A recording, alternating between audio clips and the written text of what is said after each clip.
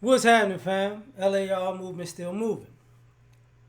Title of the video: What does an American hero look like?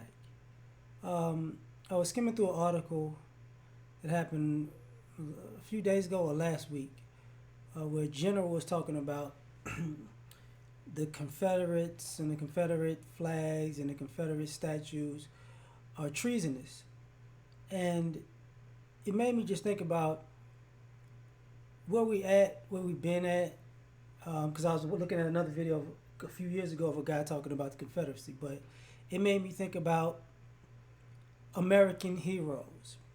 And depending on which racial group you're in, you have a different set of heroes.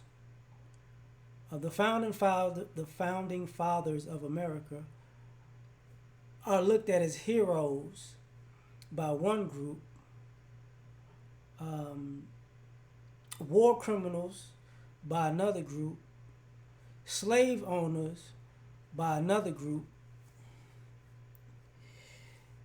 You know, so it's very interesting. You got things that happen in this country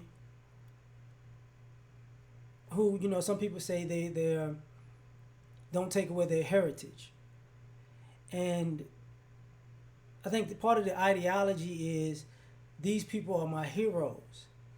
And to be a hero, you would assume that you had to do something good. And I think um, there are people in America who say making this country was a great thing. But there were other people who would say how this country was made was a horrible thing. Even the quote unquote founding fathers had reservations about their despicable behavior. But that didn't stop them, so it wasn't that bad to them per se. So I wondered, like, what is an actual hero? Like, because as time progressed, our hero worship became more and more perverted. You know, so you can be a murderer and a hero.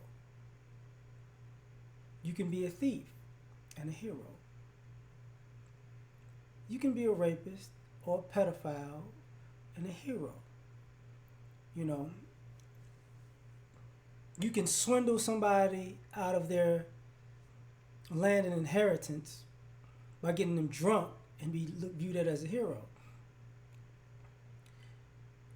You can, create industries off of what people would consider as crime now, but that person is still a hero. You can name schools after people who did horrendous things, but they're a hero. And I think that's the interesting duality of America, because in the same we I don't some people wouldn't look at Geronimo as a villain. Natives would look at him as a hero. So I believe Geronimo has a statue, if I'm not mistaken. But he would be a hero, you know. But other people would be like, no, he's a rebel. And the irony of that would be people who wave the rebel flag might see him as a rebel. And he is un-American, but the people who they see as heroes are actual rebels and treasonous to the country, but they're heroes. This is part of the ideology. Like some people will say Martin Luther King, who has a statue, is a hero. Other people will say not so much. People believe, oh, everybody likes him. No, everybody doesn't like MLK. You know. So, and ironically, he's got a statue, but, you know, the government was found guilty for killing him. So he's a hero that the government killed. You know what I mean? These guys are heroes that and you can say the same thing with the Confederates. To some people, they're heroes that the government killed. You can say the same thing about Geronimo, heroes that the government killed, right? All for the sake of growing this quote unquote great nation. Now, the reason I think about it this way is because I never considered that people's morality was tied into their hero worship in the sense of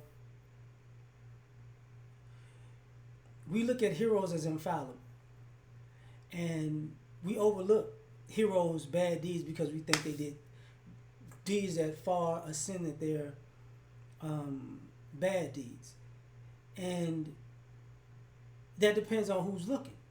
What I mean by that is, take for instance, if you're a religious person, the story of David. David will be looked at as a hero from a young age. You know, he was beloved. He became a king. God loved David. Then God became, not God, but then David became a murderer on some snake type things. You know, killing Bathsheba's husband so he could be with her. He fell out of favor with God. And he had to work his way back up to get in God's favor. He had to do a bunch of things. And the question that I have, you know, some people may see themselves as David or their heroes as David who worked themselves up to get back into the favor of God's grace in heaven. And I thought about it in this way. Because hero worship became racialized. And if you change the race on an American hero, you might change the response. Same person, change the race. What do I mean by that? If you made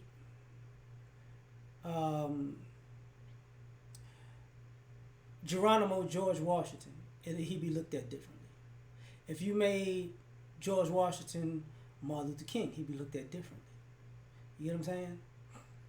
You know, because it'd be like, hero for what? Like, you know, because if Geronimo founded a country separate of America, he wouldn't be quote unquote American hero. If George Washington fought for the rights of for civil rights, he wouldn't necessarily be an American hero. You get what I'm saying? And Martin Luther King was Geronimo because he was nonviolent. He might not be seen as an American hero because you juxtapose him with Malcolm X. And I started thinking like, okay, well, if that's true, because this is a quote-unquote Christian nation, if you can take American heroes or America in its entirety or America racially and pick a hero that embodies a race, and you put that to the test of with our minds, I think of Christianity. Well, can this man or woman, who we deem as our racial hero and the spokesperson for us as a hero in America, can that person get into heaven with all the deeds done? And I know some people say, well, you black, you know, y'all got some crazy heroes now too. Y'all worshiping rappers who are drug dealers. Exactly. So if that was an embodiment of us, would that being our hero getting to heaven?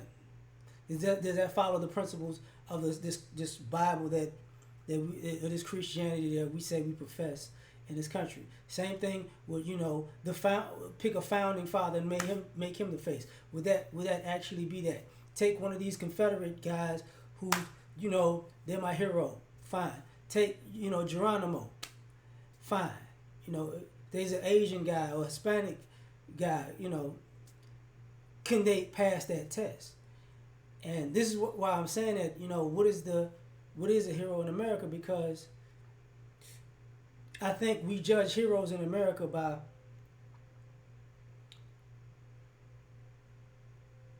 not what they stood for, but what they got out of it.